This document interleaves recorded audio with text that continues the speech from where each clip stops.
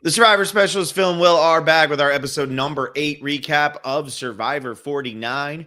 We're going to be talking about the final 10 episode of this season, breaking down that boot and whether or not we think they got it right or got it wrong. We're going to be talking about two groups, this brand new twist that we've never heard of before. It's pretty cool, pretty crazy. And we're brand new. Will, I'm so over that, man. I feel bad because Rizzo just had a really good episode. Rizzo played this about as perfectly as you could. And I think every reaction or every action has an equal and opposite reaction. Newton's second law? Yeah, whatever it is. I think that Rizzo, third. For as good as Rizzo played, Sage and Jawan played this as horribly as possible. And we are really going to dive into that. And sorry, Sage and Jawan, but I'm hitting you right off the top. This is a blown opportunity and a massive, massive mistake. And I feel bad for Rizzo because, I'm a bitch a shit ton about production tonight. And I'm really sorry. Oh, yeah. You're not? No, I mean, look, I don't know. We don't want to sound like a broken record, but, in an era where we're starting with 3 tribes of 6 and we lose votes and we stay in those tribes of 6 and we rarely ever go to 2 tribes and we have all these small numbers, small groups, small tribals, we finally merge and we have our big group together and we're so excited and there's chaos and there's like dynamics that we haven't seen at play yet and everyone's confused and voting and we're so excited to, the very next week split into groups is always like, why are we doing this? Like it really like takes away from the merge. You're basically unmerging. It's random. It's unfair. This was great tonight. I love this. I mean, I again, probably results based. It's not something I think you want to do every season. I appreciated the wrinkle with Savannah or whoever wins immunity gets to go participate in the vote. I think one of the worst things about this, it's almost like you win a challenge and then you're sidelined from a merge vote, which just kind of feels a little icky to me. Like, why doesn't Alex get to play Survivor this round, even though they won the challenge? Why doesn't Christina get to play Survivor this round or see any of those people? Like that feels bad. But all in all, like if you're just going to go results based on whether this was an entertaining episode, I would say it was my favorite episode of the season. Like I really was enjoying this. I was not exactly sure what was happening. It felt like the build a tribal plans kept getting put in place and then plans kept falling apart. Plans kept changing and it didn't seem like there was a really solid plan. I'm totally cool with Savannah coming over in the boat. She's got the necklace on. She's swagged out. She's happy. She's got her like pageant look up, waving as she waving as she leaves, then waves as she gets in there. She was feeling herself a little bit. I had fun with this, Phil. So go ahead. You can go rip on production, rip on the format. I've been probably more aggressive in not agreeing with certain decisions in terms of swaps, groups, numbers, randomness, especially lately and especially in season 49. But I can't really complain tonight here, other than saying they got lucky again, because I think there is a world where, we've seen it before. You split into 2 groups after you merge. It often screws the people who were successful in the merge. We talked about that with James Jones on our, that was digging deeper. I was going to say predictions, power rankings. I don't do predictions of power rankings. I was digging deeper. And James was one of the people that got screwed by this twist. And this is just a different iteration of it. This week, it happened to work out well. I don't think MC got screwed. I think MC played herself out of the game. I think she made a horrendous decision in going to Jawan with the information about Sophie's really, I think, nice little insurance plan with the hanky vote. So I don't feel bad for MC. I don't feel like she got screwed. I don't feel like Rizzo got saved. I don't feel like anyone had an unfair advantage here. And it worked out very nicely. So that's where I'm at. Okay, so I let you talk for 3 minutes to bury you, and I'm going to have McKenna go back now, and I'm going to have her go episode by episode so we can just go through how that 3-minute speech by you right there contradicts every single thing you have been saying all season long. You have complained nonstop about this stuff. You're right. And this is the exact thing you have been complaining about nonstop. It is a random rock draw to decide 2 teams, and it's the exact same thing we have seen every other time. So, like, I don't even think you know what you believe anymore. This is I don't think this is as egregious as 3 tribes of 4. 4 is significantly smaller groups. I think okay, lots to go on here. One, like I'm going to say, just from a mathematical and probability perspective of numbers and the way it can shake out, 3 groups of 4 at 12 is just way worse in that there's going to be an obvious boot. It's really hard to flip people with an even number because even if you flip someone at 3-1, you're left with 2-2, which makes that flip even more difficult. If there's an obvious target out of 4 people and they have an idol, well, then that just makes them they're going to play their idol. Then they get a free shot. Anybody, that feels unfair. That doesn't feel good. So like getting good content and getting a good episode out of that 3 group of 4 situation, it was really unlikely. It was really unlikely that we were going to get something that wasn't unfair, that wasn't exciting.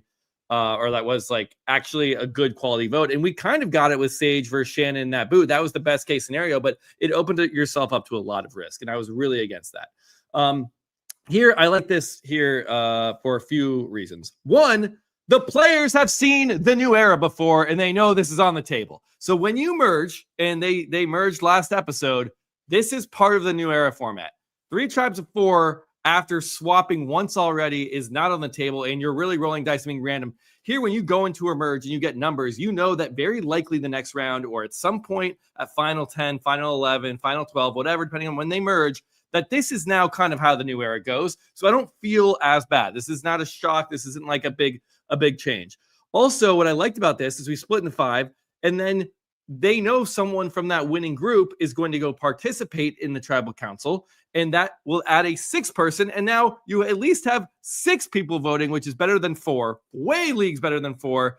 It's way better than 5. Maybe not as better again with the odd even when you increment 1 up to an even number, not as strong as when you increment up to an odd number in terms of like flipping votes and changing the dynamics of a group of people. But I thought this was like, again, do I prefer this over just a normal vote at final 10?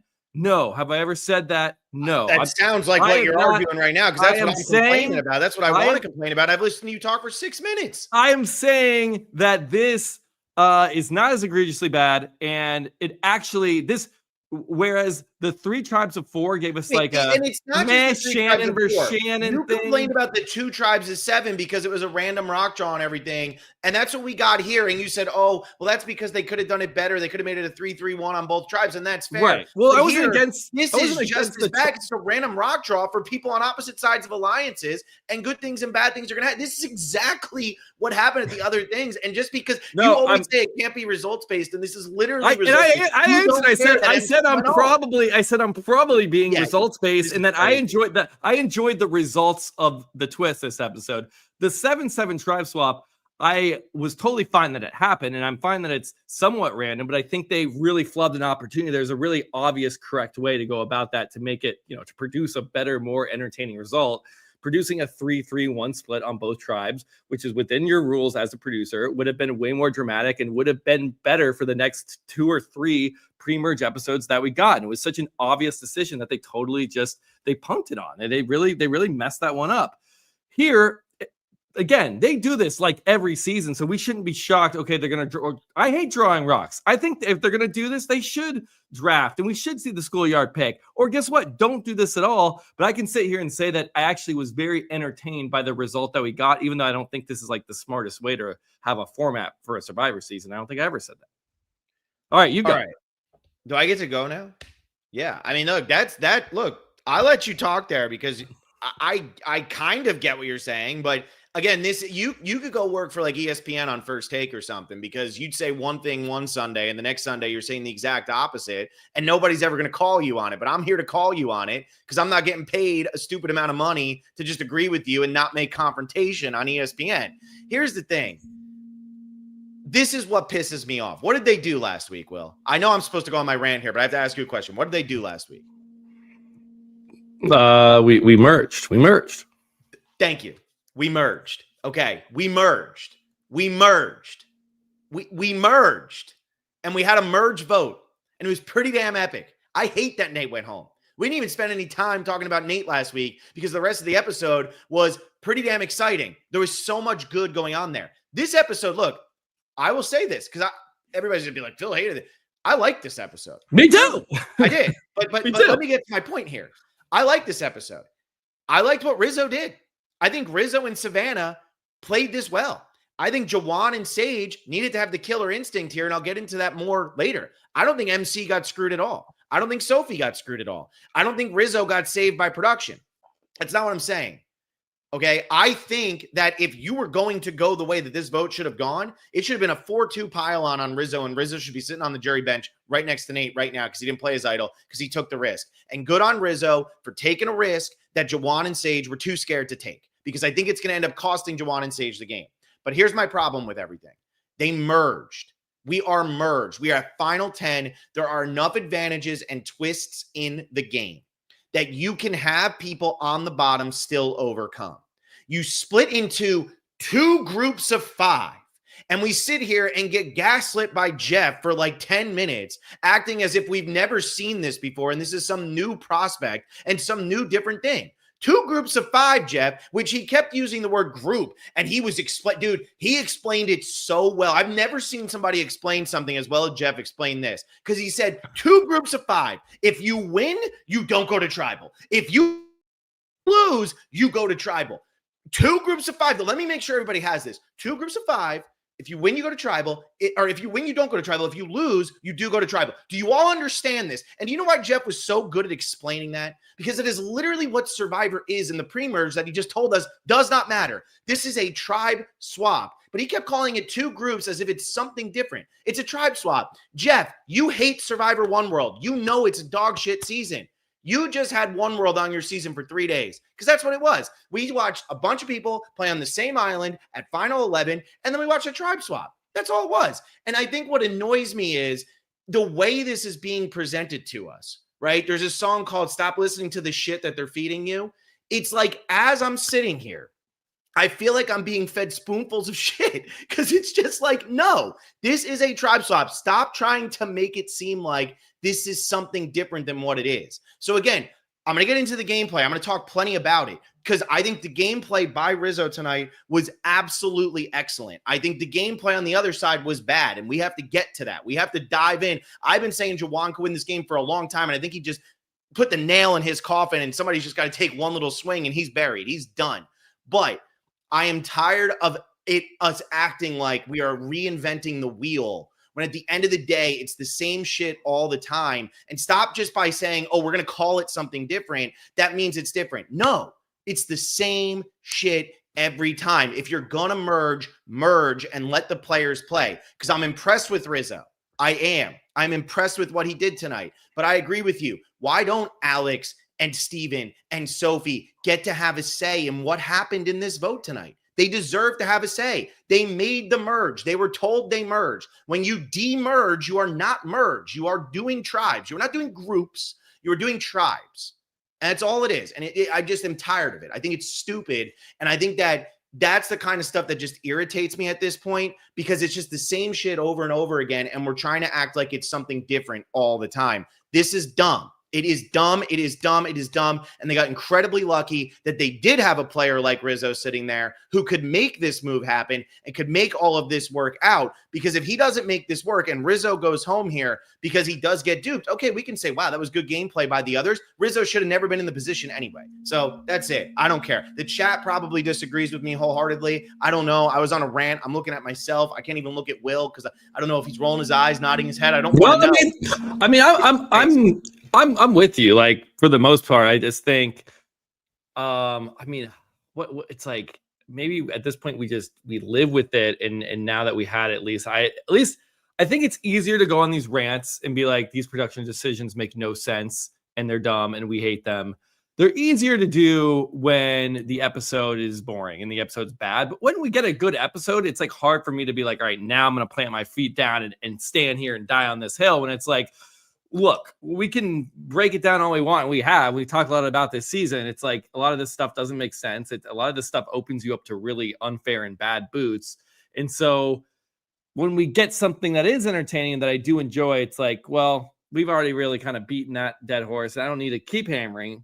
But I mean, you do bring up a lot of good points. And this is a point I want to bring back up for those, I've been some digging deeper, not to recap last week, that Survivor kind of like made these decisions in the new era, and then they've kind of morphed them, but there doesn't really seem to be a cohesive reason to why we're doing them. And a great example of this is last week at the merge, where, we get to 41, 42, even 43, 44. There's this big kind of mantra of the new era that everything's tough. It's 26 days. We have to make things harder. We have to make things more difficult for the players because it's only 26 days. And part of that is earning the merge. You don't just get a merge buff. You don't just get a merge feast. And for that, we're splitting you into teams and you're going head to head against this huge challenge that's going to be physically exhausting, where you have to move this big boulder or this big ball or this big thing and a giant wall you got to traverse. And you're going to be exhausted because you know what? You're earning the merge. And then last week, we get to the merge challenge and Jeff's like, drop your buffs. Actually, they dropped their buffs before. They get new buffs. They're officially merged. But guess what? They still had the same big earn the merge challenge. So there's no cohesion. It doesn't make sense. They're just doing it because it's something they've done with no reason. You know what this is, Phil? You know what Survivor now has become? It's Levi Stadium. Do you know the story of Levi Stadium? No, but I know you do as a Niners fan. So Levi Stadium was supposed to be put in downtown San Francisco. Candlestick, the Niners' old stadium, was in South San Francisco, right at the edge of the city, and it's really hard to get to place. Super windy. It's where the Giants used to play too. They moving out of that stadium. It was really getting old and had a lot of issues. So they're going to build a new stadium. You know what? They're going to put it right downtown San Francisco, next to the Giants' current stadium, Oracle Park, and it's in this industrial section. There's lots of parking, and you know what? It's right downtown. You can see the San Francisco skyline because it's right there. So when they designed the stadium, they cut out this massive hole so that there's no seats, there's no advertising, no branding, no screens. It's just this huge hole in Levi Stadium so that when they build it, you can watch football and Sunday Night Football and the lights are showing off the city. And in these plays, you can see the skyline through this hole. Okay, plans got scrapped. They're like, actually, you know what? This is not going to work. We couldn't get the money to put it down here. Parking would be a nightmare. It's too densely packed. We're going to put this stadium an hour and a half away in Santa Clara. And guess what they do? They don't change the blueprint whatsoever. So they just put up the exact same stadium. They didn't think about the sun. They didn't think about shadows. They didn't think about filling that in with extra seats. So now when you watch a game at Levi's, you are just going to see an empty hole. Because why was it there? It's for the San Francisco downtown skyline. But why is it still in this stadium? And the shadows don't work. They just took the exact blueprint and just spit it out in a different location thinking it would work. Guess what? When you design something, they're usually designed with the reasons. And it's almost like Survivor has forgotten the reasons of why they chose to do things. They had an earn the merge beefy challenge because they weren't merged yet. So why do that last week? And then this week, guess what? We split into two groups. Phil, do you recall why we split into two groups for the new era? Do you know the reason? Why we did it in the first place? Yes. What is the reason for even having this? Because of the hourglass. Sure. Because of the hourglass. That's a very good reason. Another good reason is because you need to often eliminate two people in one episode because you only have 26 days. Yeah. Wait, so that's the wrong one. So I was trying to make you so focal there. Sorry. You were doing such a good job. I wanted it all about you. So what I'm saying is like this twist, they didn't need to double eliminate. They didn't have an hourglass where they need to reverse time and the results of a challenge. This is just in here because it's what they've done before. Mm-hmm. And there's no cohesion. There's no reason to have it. And I think that's like the most bummer part of all this is like, why are we doing this? We don't need to do it. It's simply there because you had it for another reason. It's just a remnant. It's just a hole. It's like the hole in Levi Stadium. I like that. You know what? You're the new analogy guy here because Blake's just go rambling and never end up getting back to the point. You actually had a point there, and I thought that was really well done. And the thing is, like, if you're a 49 player and you're listening to this, like, we're about to get to the gameplay here, but I love the players left. Honestly, I needed to address. Yeah, I needed to address. I feel like we needed to address this though, because like that's I agree with you. It makes no sense. So then as I'm watching the rest of the episode, my enjoyment of the episode is already kind of ruined, right? And it's ruined because production has stuck their big nose into it, right? They got to put their finger in the pie. They can't help themselves. And so rather than just getting to watch players play the game, we have to follow all these production twists and all of this stuff when we know it doesn't make sense. And when it is dumb to watch this. And again, I think the thing that makes me the most mad at this point is that Jeff literally said the words last week, the pre-merge is not important. Now the game starts. And then he essentially just restarted the pre-merge tonight. He unmerges them. He unmerges them. So Jeff, like, this is why the fan base gets so frustrated with Jeff. Like, I understand it because I think Jeff does an insanely good job. I think Jeff is so good at his job. I'm not Blake who sits here and says, if Jeff goes, Survivor is better. I disagree with that wholeheartedly. But when you hear things like this, how Will contradicts himself from week to week, Jeff contradicts himself from sentence to sentence. And that's what drives me crazy. You can't tell me the pre-merge doesn't matter and now give me a 7th episode of pre-merge content after we just got merge content. Like, that's what this was tonight. And so the other thing is when Sophie is sitting at Tribal Council saying, you know, it's unfortunate because I'm sitting here and I'm watching this happen and I feel like the people I want to play with are on the other side. Jeff's sitting there like Jack Nicholson in that Departed gif, like, yeah, you know, yeah. And it's like, why are you so pumped about this that you pulled her away from the players she built relationships with when she's at Final 10? She's earned her keep. Let her be in the game. Let her play the game. And that doesn't mean that she's exonerated from terrible gameplay tonight. We are going to get to that. But let her play her game. Why are you so excited that she's away from her friends when she already survived the parts of the game that were meant to pull her away from her friends? Yeah, Jeff especially, like, it was really making me mad, Phil, when he was handing out the random rocks. Like, and he was like, this is the game you signed up for. It's like, wait, no, Jeff, no, it's not. This is not the game anyone wants to see. Like, he just, like, you could see his rocks getting off just on this random, like, who's grabbing what? Don't show me. I'm going to pee because I'm so excited about the randomness. It's like, that should not be what excites you. And you should know by this point that that's not at all what excites audiences. Yep. And I wasn't contradicting. I literally opened up my rant about enjoying the episode saying, I know this is results-based, but I enjoyed it.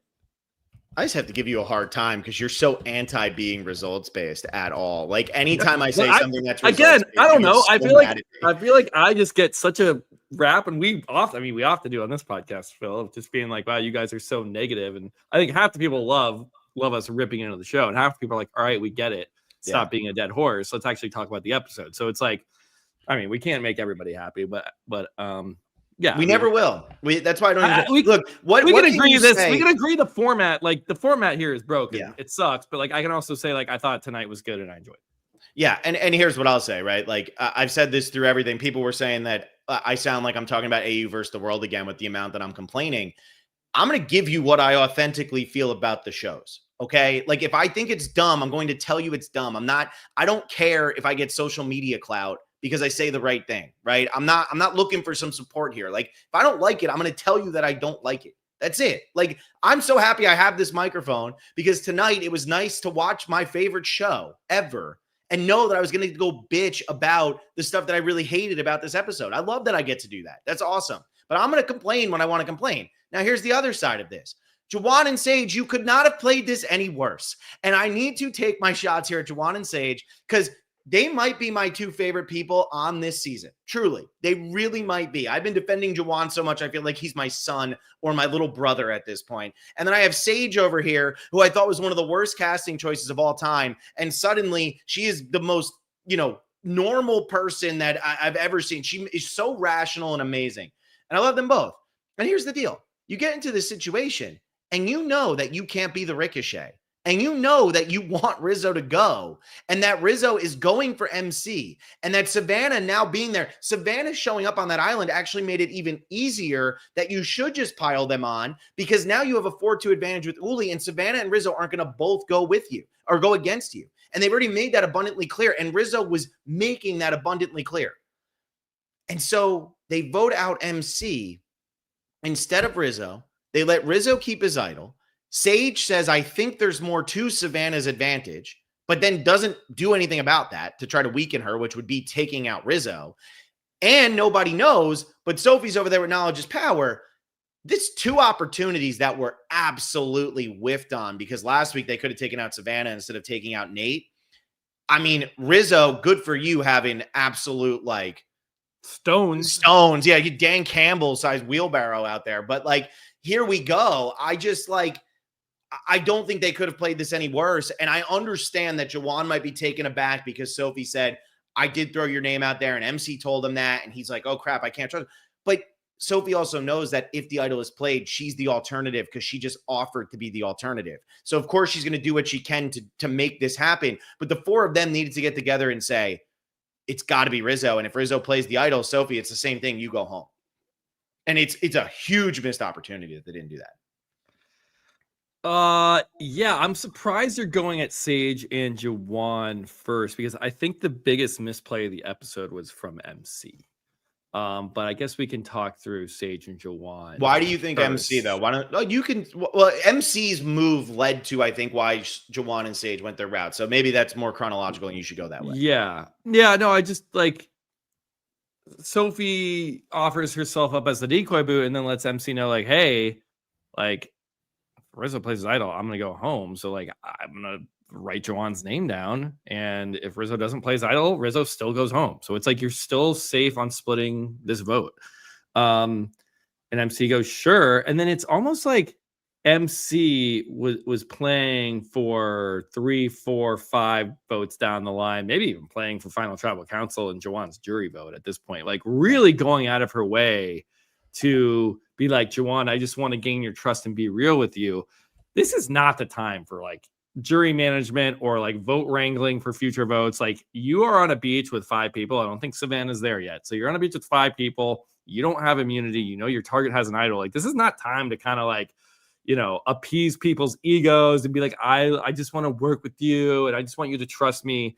Because in this process that MC just completely unraveled a perfectly sound and reasonable plan by Sophie, and MC bringing this up to Jawan is what changes Jawan's mind and gets him moving off the Rizzo vote. So to me, it was MC who threw a wrench in a completely sound plan from basically all parties. And that, like, if you are Sophie, it is wise to defend yourself. And if, I don't know, Sophie at this point, we know that she doesn't have that many relationships because she was on the original Hina, was swapped into the Hina majority, and then was on like another random tribe. She's been the one tribal. Yeah, like she doesn't, you know, I think she's got her yellow people, and that's it. Like, she doesn't really have, I think Rizzo even had a confessional ripping on Sophie's got nobody. Like, Sophie doesn't have any like kind of cross-breeding connections to the other tribes. So for Sophie to confide in MC kind of adds up. It makes sense. And if you're MC, you should be like, thank you, Sophie, for confiding in me, and like, thank you for trusting me, and hopefully we can work together.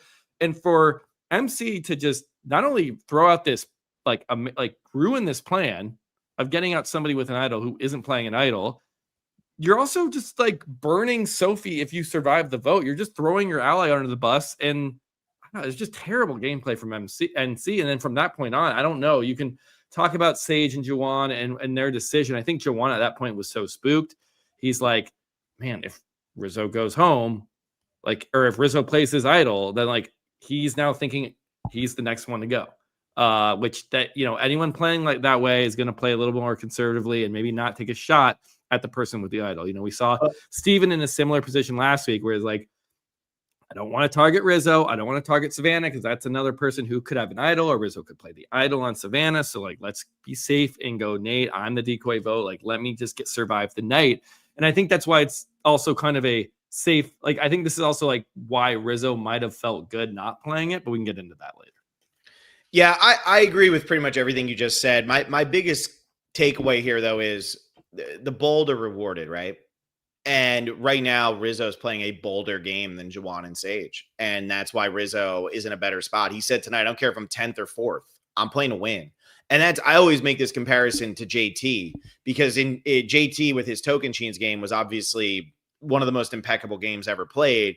He comes out and plays heroes, villains, and everybody says, oh, it's such a stupid move to give Russell the idol. Well, 1, he didn't know, but 2, JT's not playing for 10th. He's looking at, if we get this guy on our side, we have a 6-4 advantage. I have a 3-person advantage inside of that 6.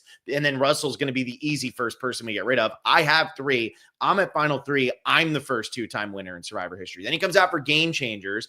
Everybody gives him a hard time for not playing the idol and getting voted out with it. But he was playing to win the game. He didn't care if he got 15th or 12th. He wanted to get first. And I think right now, what Jawan and Sage did tonight, after also what they did last week, they're playing for one more day, which, look, I respect the gameplay at times. You have to play for one more day in Survivor, because if you survive, that could be the vote you need to survive to ultimately win. But they both know that Rizzo and Savannah are too dangerous to keep in the game. They know that Rizzo has an idol, right? And if you're Jawan, what happens tonight? It is 4 people. And then Rizzo and Savannah. Even with Savannah getting there, it is 4-2 if you want to go your way. If you're worried Sophie's going to flip on you, you flip on Sophie. You write down Sophie's name. You make it so that in a worst case scenario, it's a 2-2-2 vote.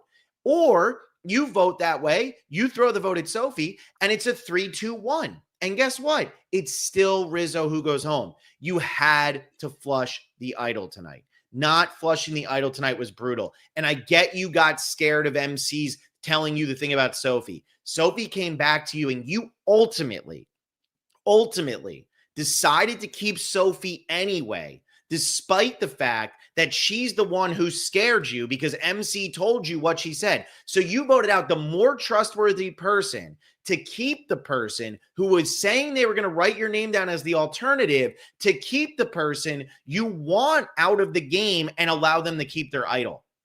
I love you, Jawan. I have done nothing but 7 weeks of defend.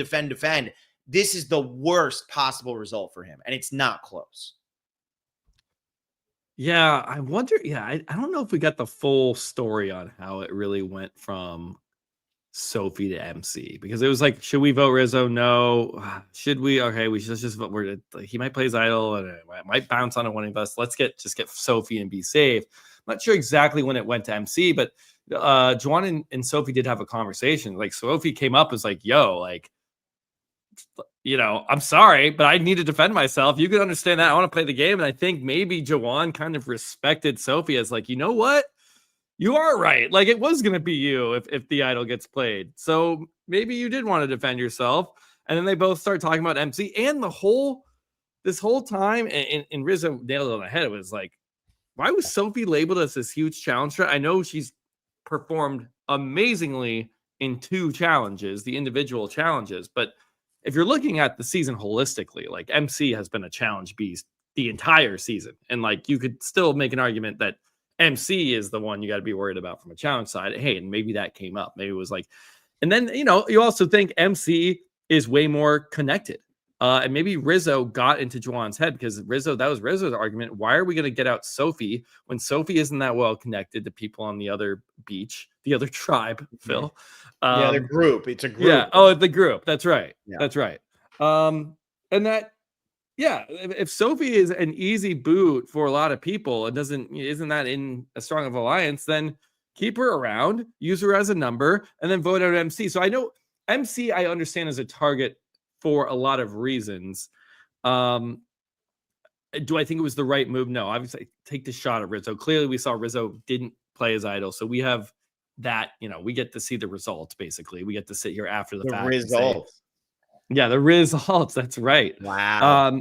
So I don't know if I'm as completely like, why would you vote out someone who just came up and confided in you? Because then like Sophie kind of confided in him, and then MC, he was already feeling a little bit, you know, that lack of trust because she did play the idol last week.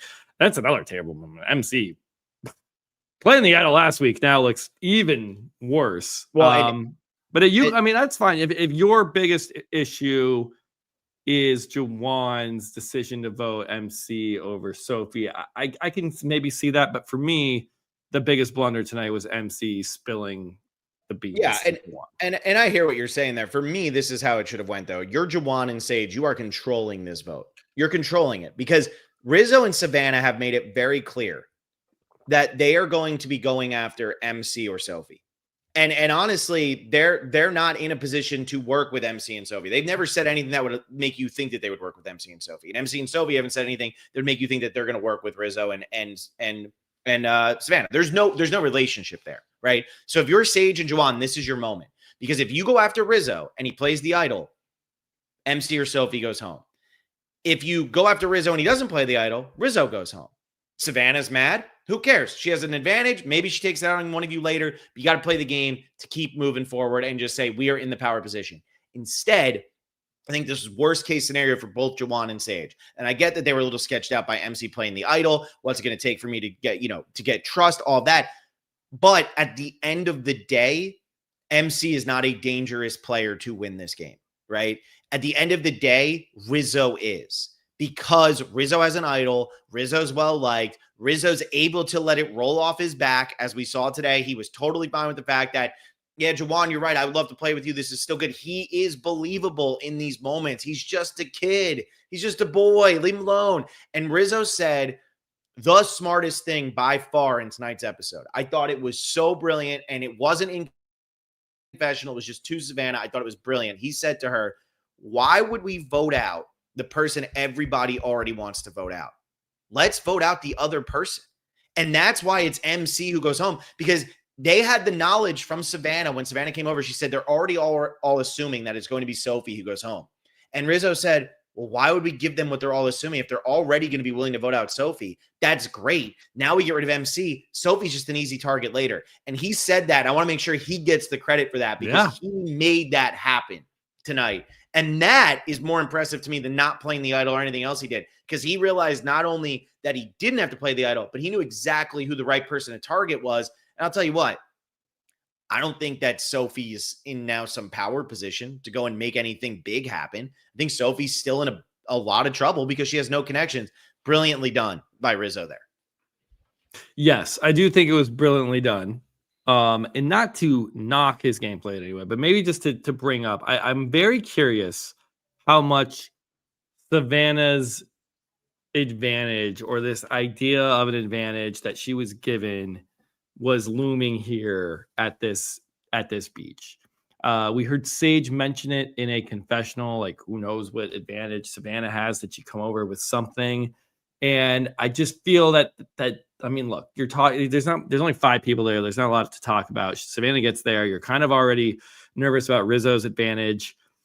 Does that make it more difficult to pull the trigger on Rizzo when you know, wow, he might now, that duo, Savannah and Rizzo, who have been mentioned as a duo this entire season, they just got more ammo in their arsenal. And now he's going to be even more likely to play it because now they just got another toy. Because if you look at how this was broken down, Jeff made it very clear. He says, split into 2 groups, right, Phil? Groups. And, you know, one group's going to be immune. One group's going to go to tribal council.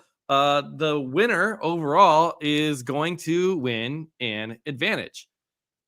Casting a vote at tribal council is not an advantage. Now, Phil, hear me out. Maybe this is why they weren't technically merged. If this was in the pre-merge and you win, and then you get to go to the other tribe and cast a vote at their tribal, now that would be considered an advantage. But because they're merged, because we're all wearing the same buff here, simply going to tribal council and casting a vote, I don't think in any realm is going to be considered an advantage. And I think Sage, Juwan, even maybe MC, maybe even Sophie, maybe everyone there is like, okay, this probably isn't just her advantage coming over, right? Because coming over and casting a vote isn't like, that's kind of like baseline Survivor. That's the rules of the game. So what else does she have? And if she has something else, does that make Rizzo and Savannah play a little bit safer? And not only that, Rizzo now has an extra vote in terms of just basically having Savannah in his pocket, because Savannah has immunity necklace, so she can't go home. They have no reason to think that Savannah isn't voting because they don't know the rules to this twist. So now you have Rizzo here, who has an idol, now essentially has an extra vote at this tribal, and his best ally just probably has some additional advantage that is completely hidden and we don't know about. I think that does make you go, he might just get rid of this thing because they've got a whole handful of like we don't know what they got over there, and I wonder how much influence that had in moving the target off of Rizzo. I don't disagree with you, but I also think that if you're playing the new era to win, you have to look at that moment and say, okay, we don't know what this other advantage is. We need to play the odds. We need to figure out what makes the most sense, and almost that makes you say we have to go after Rizzo even harder, because you know that what Savannah's saying isn't enough. You know that there's more to this. So if there's more to this, you're really going to let Savannah and Rizzo both go back to the next tribal council, go back to the final 9 with an idol that you know about and something else. I think you have to take the shot here. I think this makes it even more so that you have to take the shot because you know that there's more to it. And here's my question to you. What's the worst case scenario of what Savannah's advantage is? We've seen this now twice in the new era where a group safety without power. Yeah, well, that's fine though. Imagine if Savannah gets safety without power and plays it on herself. Here's my thing. If you This is watch very funny. this, right? 44, we saw this, and 47, we saw this. In 44, Heidi on the winning team essentially was allowed to steal the vote of a person voting. She stole Lauren's vote and made Lauren vote for Jam Jam at that tribal council, right? So that's one iteration. In 47, we saw Saul grab the advantage, safety without power, give it to Rachel, and Rachel leaves. What is the worst case scenario? That they just it's like a death vote. My vote's the only one that counts. Savannah's the only one casting a vote. Like, is she did that call herself the Grim Reaper? She did, a hot Grim Reaper, which Corinne might have something to say about, but here we are. Now, do you because that's the other thing you have to weigh. You have to weigh the odds of what is the worst thing that this is. Because at this moment, Rizzo as an idol, Savannah's advantage, the most powerful thing you would think it would be allowing somebody to leave tribal council, would be maybe a super idol, would be something that could save Rizzo after the fact. So take the shot at Rizzo, because there is nothing that we have ever seen in Survivor history that could result in one of you two going home as an advantage here, as long as the numbers play out as the 4-2 like you think they're going to, because Sophie or MC are going to get the other votes. Yeah, but I mean, that's a big if, right? Because you already have heard your name. You already heard your name out there. And there's a world that Sophie and MC are just trying to keep you at bay, and they're both writing your name down. Who knows what Savannah and Rizzo are really going to do? Do they fully trust you? I mean, I don't know. I'm just saying, like, when your name's out there, there's very few people, there's multiple advantages, potential idol. I think it's very easy to sit here and say, you got to take the shot at the idol. That's what you got to do. When your name, is being out there, I think that's like a harder ask. Now, maybe Sage needs to get more of the heat than Juwan, because Sage's name was never even brought up. Juwan knew his name was out there, and I do think that does make you play differently, and it's harder to analyze someone's gameplay, or at least you have to take it into account. And it's very easy for us to be like, yeah, well, odds are that it's not going to be you, so do it. It's like, well, who cares about the odds if it's 1 in 10? If it's 1 in 10, you're only playing this game once, and that's your only chance out there. So you have to kind of protect against the 1 in 10 chance that you do go home. So like, I am not going to be as hard as Juwan as you are, but maybe Sage, Sage was going to be fine either way. Should she have convinced Juwan? Should she have? She was pushing for Rizzo, though. She kept saying she wanted to be Rizzo, and then Juwan kind of pushed back on that. And yeah, I mean, that seems to be kind of the theme early this pre-merge, that like, if you are the decoy boot, or if you're the one that is going to get the votes if an advantage or idol is played, how aggressively should you play? We've seen so far, Steven and his alliance last week decided we're going to go with the safe play in Nate. We're not going to go after the person with the idol or even his threatening ally. Here again, they don't go off the person with the idol, but you're kind of right. At some point, you do have to go after the idol, because every week that it's in the game, it gets stronger. So, and this isn't like Eva in 48, where they just wanted Eva to keep the idol because they all knew where it was and they were fine going to the end with Eva. No, Rizzo was very much the opposition here. Mm-hmm. And how many votes has Rizzo gotten in the last 2 tribal councils? 0. Yeah. None. I mean, he's playing. So I want to throw up this super chat. I think he's probably playing this up too. Like, I think Rizzo knows, look, they know if I do play it, it's going to be one of them, and that's going to freak them out and make them not want to put all their votes on me. And that's why I'm not going to play it. Like, I think he knows that. Yeah. All right. Patrick Stahl gave us a super chat a while ago. Is Savannah now a villain, hero, or anti-hero? Where does she fall for you, Will? Ooh. Crap. This answer is lame, but like, is neither an answer? Because like, I don't feel like she's any of them yet. Yeah, Survivor is so upfront, and Jeff has been upfront. Like, we don't really do the whole villain thing anymore. They don't even really do the whole hero thing anymore. It seems like they want to have 3-dimensional humans, even though a lot of them have similar stories. They are kind of like in a game that has been so, I don't know, there's so much meta to it, and there's so much talk about advantages and votes and strategy and numbers, and Jeff knows that's what the discourse is often about, and they're casting people that are into the game side of it. Like, someone playing the game hard and lying and blind somebody is not a villainous move anymore. It's just not. That's someone who's playing the game hard. That's someone you root for. Whereas Old Day Survivor, if you lied to someone with a mouth, like you're a villain, you're a reality TV villain, and like we're so far away from that and that's why I said like Heroes vs Villains 2 just isn't on the table, because that's not how we cast, that's not the stories they're telling anymore. Because the game, which is so naturally devious within its rule set, it favors people who are good at lying and manipulation, but they don't want to downplay and make that a villainous act, so they're not really telling like this is a villainous person or this is a heroic person for honoring their alliances. They don't really want to build that up either. Like if someone honors their alliance the whole time and is loyal, and like they don't want to paint that in a positive light, because guess what? That's not exciting gameplay. That's not good TV. So I don't think they're really in the hero villain. We're not in that era anymore. And then anti-hero, I don't know if we go fully there, just because she's not that bad, and we aren't full like just because she had kind of a sob story, and we're Tony's the best anti-hero the show's ever had, and like Savannah's not doing the things that Tony, like you don't love to hate Savannah. I think but I think they're doing what they did with everybody. They're painting them as the three-dimensional person. Like we're getting multiple sides of Savannah, that she's not this snarky game bot who's gonna not care and roll her eyes at everybody and be in control and have power. Like she has vulnerabilities too. She has emotions, and we're painting the full 3D picture. Yeah, and I think for me, it's like Savannah, where she stands at this point, is just she's the narrator. Like I don't feel like when she's doing the mean girl thing and she's crying and she's talking about her reporter story and all of that. Do I feel bad for her when she's talking about the reporter story? Yeah, I do. Yeah, right? Sure. Like, of course I do. I like Savannah. Do I also feel that she can be a little like catty at people? Yeah, I do.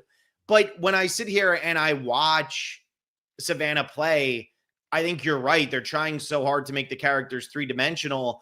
And I do think that Survivor sometimes tries to protect, the players now, because they obviously have to deal with some of the ramifications when people get off and with the cyberbullying and all that crap. But it's like, at the end of the day, people are going to hate who they're going to hate anyway. Like people hate Savannah right now. People hate her because she's on 50 or because of whatever confessionals or whatever. And there you go. People love her too. I feel like I was just going to get there. I was just going to get there. That was my way of saying to everybody who is going to comment on this video and say, I didn't know Savannah was on 50. Well, if you've been listening to our podcast, you should. And if you came and joined us for one episode, I don't really feel that bad. And then there's other people who love her. So they're going to love her. They're going to hate her, whatever. They're going to be all over the map with Savannah. Just like they're going to be all over the map with Rizgod. There's people who can't stand Rizgod. He's this little dweeb. We don't like him. We don't want him. We don't care. Whatever. Just make heroes and villains, though. Like right now, how should this season be playing out? Sophie Bolardi should be the hero. Savannah should be the villain. And Rizgod should be somewhere in the middle. And that's the alliance that we're sitting here watching. And that's how I think it should be. Because what TV show do we watch? What movie do we watch that doesn't have a hero or a villain? You need an antagonist. And I think when you try to get too caught up in the three-dimensional aspect of things, it can lose some of the character, right? So I don't know. I don't feel one way or the other about Savannah. I feel like Savannah is just out there, and I think Savannah just pops a little bit more than everybody else. Personally, she has 55 confessionals on the season. She's blowing everybody else out of the water. Next highest is 42. Tonight's episode really is what drove that, because she got 13 here, and that's what created this gap. She was going to get this level of confessional count no matter what, because she's the one who won this challenge, was on the wrong side of the numbers, and she goes and gets to go to the other tribe. Like, this was really circumstantial. I don't feel like that this means, oh, she's definitely going to win or anything like that. And honestly, with everything I heard, I saw a human go through, oh, this was bad, and now I'm up to a positive, and things are going better for me. I don't think she's a hero, anti-hero, or villain at this point. I'm with you. I agree. I do think, and I talked about this on Digging Deeper, but I mean, 50 has now, not that this was ruined completely, because I still thought this was an interesting vote, and I didn't know exactly. Oh, you muted yourself. I think you unplugged. Will was about to make a point, and he unplugged his mic. Congratulations to all of our listeners. I'll take this moment to say, please like our video and subscribe to our channel. If you haven't liked the video, please like the video now. We have 180 people watching live right now, and I think we have like 46 likes. So get over there and like the video. That'll help us go a long way. And Will's going to come back with his Digging Deeper thoughts, maybe. Maybe, if I'm back. You are. I don't know if it's coming through your mic or not, but you're definitely, I hear you. Now we're back. Okay. What was I even saying, Phil? You were saying like last week you were that 50 does like this might be a better season on a rewatch. Like no, agreed. I like last week was so like it was Savannah, Rizzo, or Nate, and anyone who was, a little bit into Survivor and know who's on 50 and follows the show with podcasts or social media or just like pays attention to like what's going on. You're like, oh, Nate's going home before you even start Tribal Council. And like that kind of sucks. And tonight, that Rizzo is not going home with the 9 in his pocket. Like you just know that's not happening. So not a final 10 at least. Maybe a final 8, but not a 10. But not at 5, not this early. And again, we just there isn't a big Rizzo moment. Like I think he's been really good TV. I find him super entertaining. I'm actually rooting for the guy. But like there hasn't been that, oh man, that moment's huge. That guy needs to be on 50. Like they haven't had that Joe and Eva moment where like, okay, Joe gets a spot for that. Like we haven't seen this like big reason. And so if Rizzo were to go tonight with an idol in his pocket, it would have been like you're not buying that as a possibility. And that just overall that kind of sucks. Like I really wish they wouldn't have put Savannah and Rizzo on 50 simply for that reason, that like we could be watching this with the completely like we don't know who to look out for and we don't know who gets called back again and who production likes and who probably makes good TV and has big moments. Like it just really is kind of this background taking away from I think two really strong episodes. Like I think if we watch these 2 episodes back to back without that knowledge, I think they're much stronger.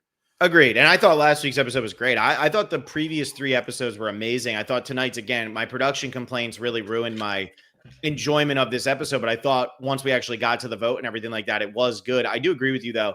And here's what I will say. I know that we've now said, I say all the time, we have thumbnails from May showing who's on the cast. Like, if you're new to our channel, I apologize that you just found out who's on. But like, also, that's how we're going to talk about it because that's how we've been talking about it since May. We know this, and so we're going to talk about it. My thing is, any podcaster who's acting like they don't know, everybody knows. Everybody in the community who's talking about the show at this point knows who's on 50. They can play dumb, but they know who is on 50.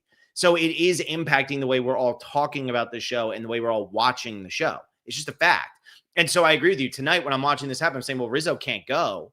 So what's that mean? Is he going to play his idol? Really, the question was, will he play his idol to save himself, or is he just going to find a way to finagle his way out? Now, I do think after 2 episodes of not playing his idol when he easily could have been the target, Rizzo's at that point of like, okay, I see why he's on 50. Like, I get it. I get it because the momentum is there. He's the one who's willing to take the chances. He's the one who says, I don't care if I'm 10th or 4th. I want to win. Jeff loves that shit. Like, that's going to work for him. And so I do hear what you're saying because on a rewatch, you already know who goes home. You can really watch things a little bit more objectively. And I do think that this will be something that really does rise up as after you know what happens and ultimately where these players finish who are going to be on 50. Because I still don't think they win. I mean, when people say, is Savannah a hero, anti-hero, or villain? When I watch the show, I still don't think Savannah wins. People seem pretty anti-Savannah at this point. They don't seem overly positive on Savannah. And I don't necessarily think that if she were to get to the end and sit next to Sophie Bolardi or sit next to Rizzo, she would get the votes from them because they're playing just as well as she is, if not better. Right now, Savannah is very good TV, but I am not seeing the votes for her at Final Tribal if she gets there. Now, she could get, I'm sure there's a lot that can still change in the game. She has an extra vote now. She has her allies with stuff.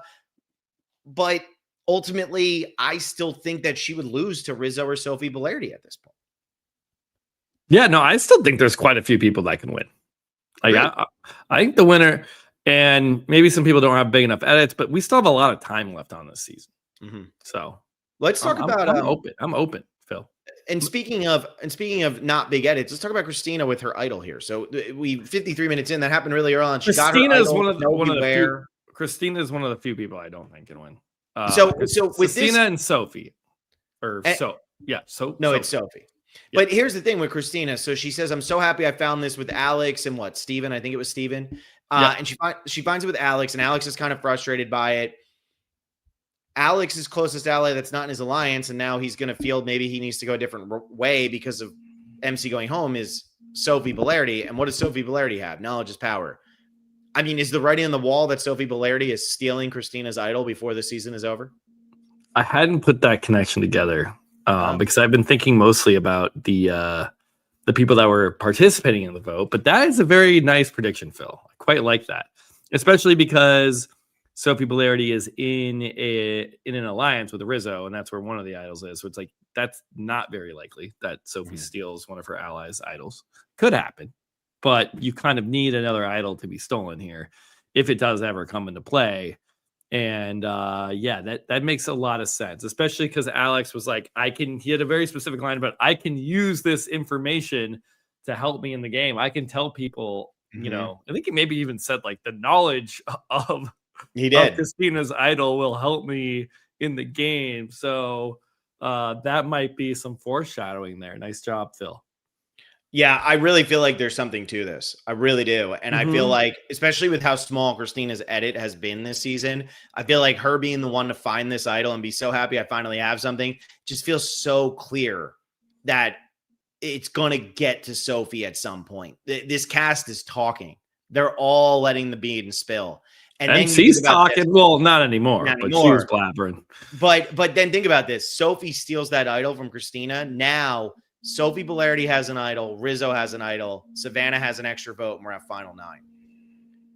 I mean, that's how you get the numbers back if you're on the wrong side of the numbers. What did Rizzo say in the preview? We're the most powerful trio in the game. Mm-hmm. Yeah.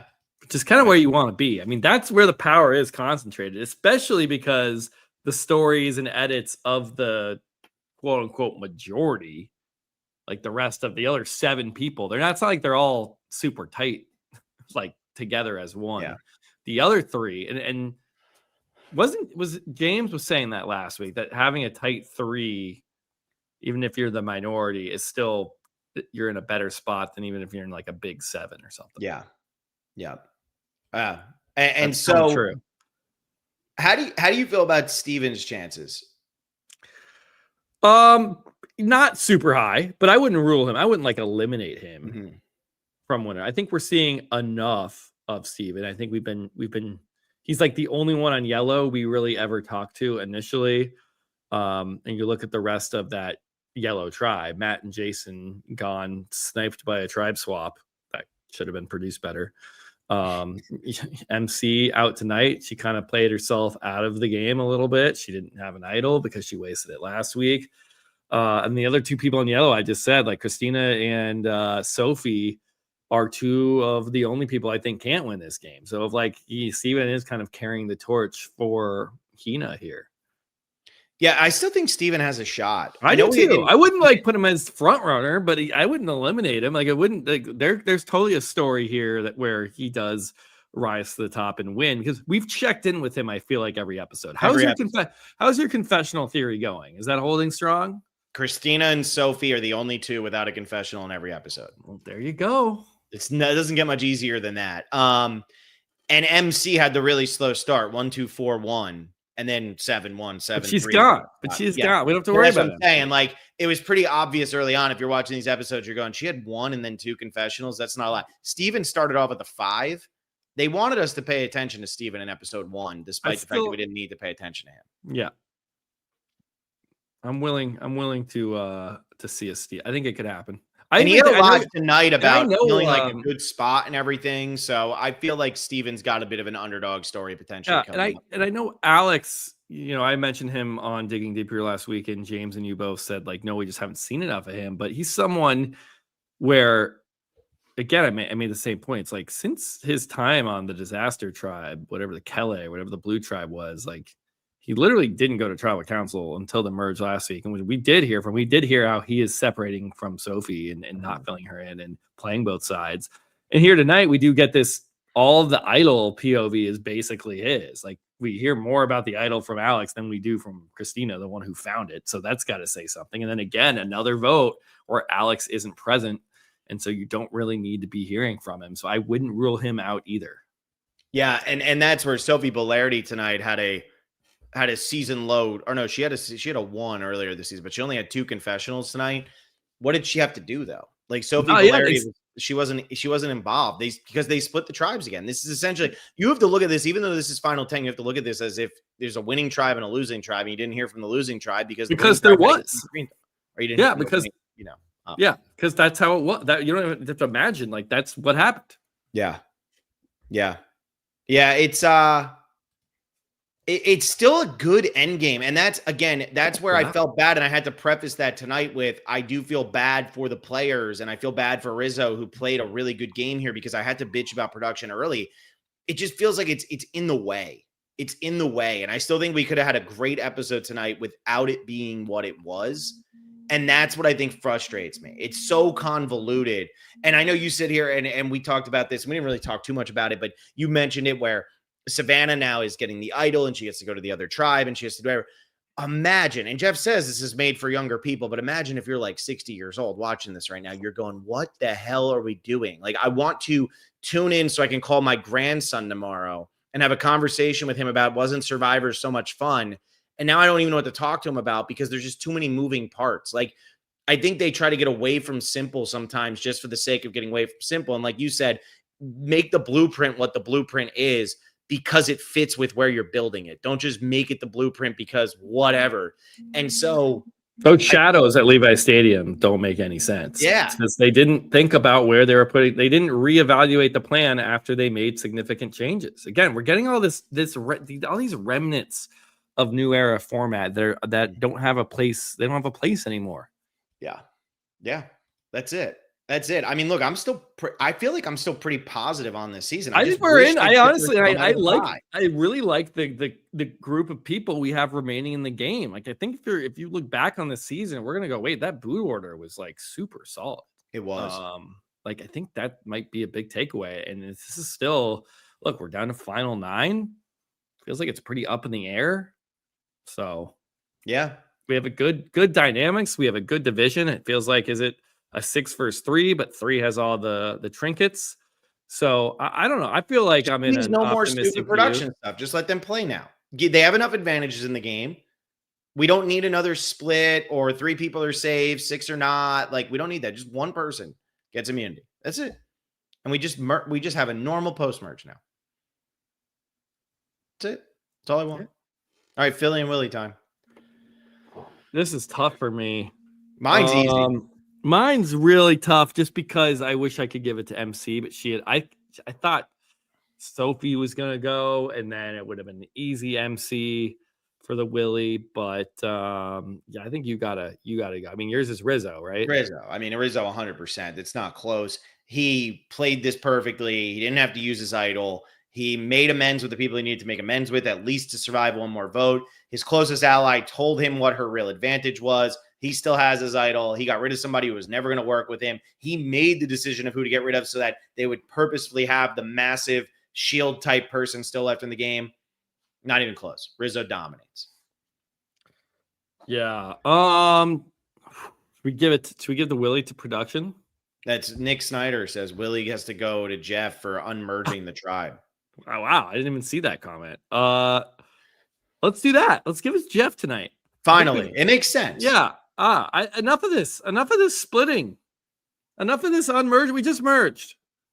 Why are we doing this? And no one really deserves. I mean, I was thinking like this would have been a bad Willie, but like Christina, because if you see the idol in a little tree nook, maybe just like don't find it right then and kind of, what's this over here? Oh shit, that's not it. Like, get people down the path, move people away, come back later, find it for yourself. Don't tell anybody about it.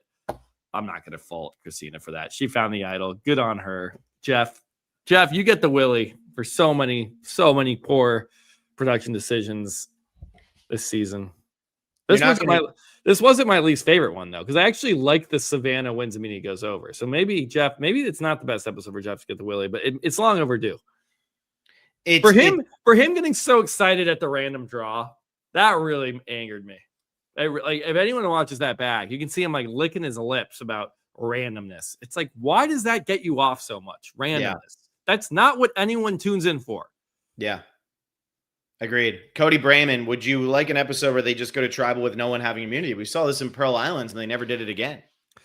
Yeah, I think it's against the rule. It's against the series rules of Survivor and like the core premise of the game, which is always every round you'll have a chance to save yourself in a challenge. Like that's kind of always, whether it's a travel challenge. So would you be okay though? You will have a chance at immunity, and they have broken it a couple times. The Pearl Islands instance being one, And was there another message in a bottle where they Cook Islands where they have to vote someone out back to back and they don't hold an immunity challenge, or maybe they do hold immunity? That I don't was know. Fiji, right? With Michelle.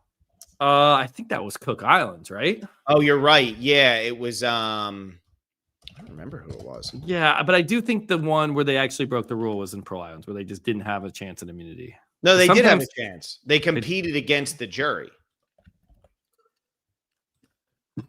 Whatever. There's lots of rule breaking.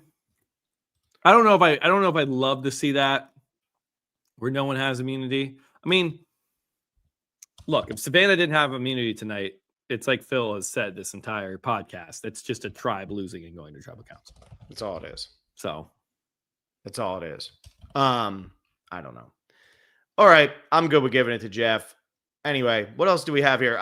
Christina got her idol. Sophie and Alex both hit 40 confessionals, so that's good from the prop bet standpoint if you want to get excited about that. MC did have a confessional in every episode, so there you go. She hung on and got that in. Immunity. She's on my fantasy team. I'm down to, I think, one player left. Just Rizgod. Wow, what a tough pick for Will. Yeah, I still have 5, which is insane because I didn't get Savannah or Rizgod. And then what was the other thing I was going to say? I just totally lost my train of thought. MC had a confessional in every episode. Oh, immunity. Savannah does technically win immunity here. Like, she's wearing the necklace. So that's an immunity win for Savannah. Yeah, absolutely. She couldn't be voted out. Yeah. Yeah. Well, at first, do you give the other 4 people immunity, though? No. They didn't win individual immunity. She did. Oh, I wouldn't count it as individual immunity. She won it, though. I know, but what are you counting? What was the question? What's the prompt? The prop is win individual immunity. And I think Savannah did win individual immunity. Savannah won individual immunity. Nobody else did. Yeah. Yeah. So that's it. Tomorrow night, we're mixing up the schedule this week. Tomorrow night, instead of doing predictions and power rankings with a special guest, tomorrow night I'm having Andy Rueda from Survivor 47 at 8 p.m. for Digging Deeper. He's going to be live with me. And then on Sunday, Blake and I are going to be live doing predictions and power rankings. So we're just flip-flopping what night of the week you get me and Blake and what day you get me and a guest. And I have Andy Rueda, who from season 47, and the season 47 people always kill it. So that's great. Blake will not be on tomorrow night. It'll just be me and Andy. Sunday, me and Blake. Anything else? I think that's it. What time is that tomorrow? 8 p.m. Eastern. Hold on. What's Will scheming? Oh, I could maybe hop on there. I don't know. Maybe you just want to chop it up with Andy, but I can maybe hop on and join you guys. We'll figure it out. We'll see. It'll be interesting when I like reach out to Andy. I'm like, hey, Will's going to join. And he's like, oh, I just came down with something. Sorry. I don't think he's like, no, damn, man. Dude, damn. Stomach's been maybe I don't need to because it was just last week. It was fun doing something a little bit different. I don't often get to do the guest shows, and that was because I missed the recap. So maybe you don't need to hear me from me because I ranted all night on the recap. So hey, that was fun though. I don't want to be the Levi Stadium. No, I don't want to be the just doing things because I did them before. There's a reason I did it last week. I love the idea of this Levi Stadium. Blake's going to be very disappointed when he hears this, that he never came up with this good of an analogy ever. So, that's it. We're done. We'll see what happens. I'm excited to talk about this tomorrow with Andy. I'm excited to talk about it this weekend. I'm excited still to see how the season's going to play out. I just hope it doesn't go explosion production getting. That's all I don't want. I think we're in for a good. I mean, I'm optimistic that we're going to have a good end of this season. Which is crazy because Will has not been optimistic about Survivor in a year and a half, 2 years since Genevieve died on the island. That was the last time Will has been optimistic about Survivor. Yeah, 48 was pretty bad. Yeah, Will was sitting here. 48's pre-merge is terrible, and I enjoyed the pre-merge of 48 for most of it. And Will is just like, worst thing done. So for Will to be positive right now is huge, guys. Pretty bad. It's huge that he's positive. All right, that's it. Like the video, subscribe to the channel, become a patron, patreon.com/specialist. We are going through Philippines right now, making our way. That's a good time. And then we do Caramoan, which I just started again. And man, that season's not bad when you're binging it. But if you had to watch that week to week, damn, that sucks. Caramoan is one of the most overhated seasons. I've always kind of had a soft spot for it. It's a really bad week to week watch. But when you get through the bogus at the beginning, it's just like, oh, good. We'll just speed through the fans not being real people. Good. So, yeah, that's what we got coming up. Philippines, then Caramoan. all the other stuff we have going on over there. Tegwith killing it with everybody with Tag Talks. Her and Blake just put one out. Brand Steel next week. Draft the week after. Will and her pitching every 4 weeks. It just rotates. It's great. It's awesome. I have a fun time with Tegwith on the Tag Talks. Yeah. Tegwith's killing it over on the Patreon. So go check that out too. And I'll see you guys tomorrow night, 8 p.m. Eastern. See ya.